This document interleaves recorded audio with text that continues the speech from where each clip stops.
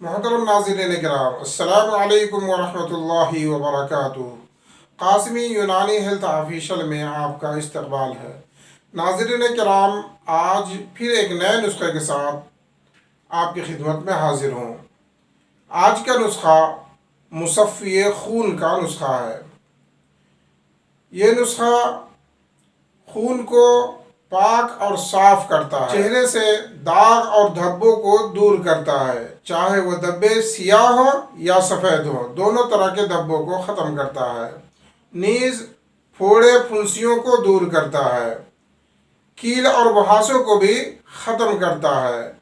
खारिश चाहे तर हो या खुश्क हो, दोनों तरह की खारिश और खुजली के लिए लाजवाब और अनमोल दवा है। ये नुस्खा सिर्फ 5 चीज़ों पर मुश्तमिल है।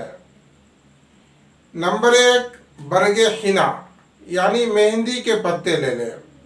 इसी तरह शाहतरा, मुंडी बूटी और चिराइता और काली मिर्च, फिलफिल स्याह, तमाम चीज़ें हम वज़न बराबर बराबर ले लें और मोटा मोटा कूट करके किसी डब्बे में महफूज रख लें और सुबह नहार मुँह या रात को सोते वक्त तकरीबन 2 टीस्पून 1 गिलास पानी में डाल करके पकाएं। जब वो आधा रह जाए तो उसे छान करके पी लें।